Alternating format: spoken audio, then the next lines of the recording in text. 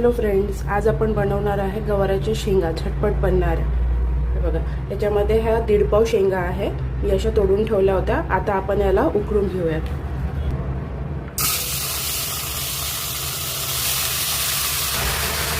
याला जास्त वेळ नाही उकळायचा आहे, फक्त 2-3 मिनिटच एक वाफ द्यायची आहे।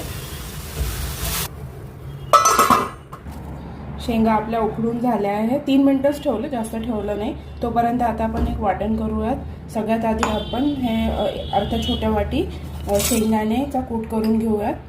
त्यानंतर कोथिंबीर, 4-5 हिरव्या मिरच्या, अद्रक आणि 7-8 लसणाच्या पाकळ्या आणि अर्धा चमचा जिरे याचं वाटण करूयात। यात आपण टाकणार आहे आता 2 पडी तेल।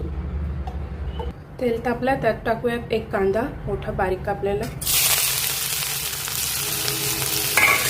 याला थोडं परतून घेऊया, खूप जास्त तांबूस नाही करायचं आहे।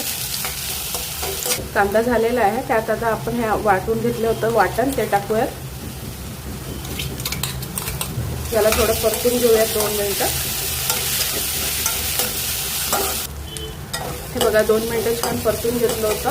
आता आपण यात टाकूयात टोमॅटो। ते एक मोठा टोमॅटो मी कापून ठेवला होता, तो टाकूयात। याला पण चांगलं परतून घेऊयात। यात टाकूयात अर्धा चमचा हळद,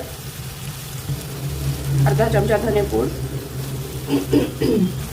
चवीपुरतं मीठ। आता याला चांगलं परतून घेऊयात। टोमॅटो लगेच टाकल्यावर लगेच मसाले टाकले होते मी। आता आपण यामध्ये चांगलं मिक्स करून याला मिक्सरच्या भांड्यामध्ये जे वाटण केलं होतं त्याच्यात थोडं पाणी घालून याच्यामध्ये टाकूयात आणि याला शिजू देऊयात। आणि हिरवं वाटण आपण जे केलं होतं ते पाणी न टाकता केलं होतं। तर याला 5 मिनिटं झाकून ठेवूयात।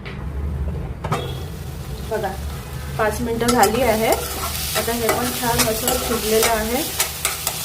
आता आपण यामध्ये टाकूयात हा शेंगदाण्याचा कूट। याला 2 मिनिटं परतून घेऊयात।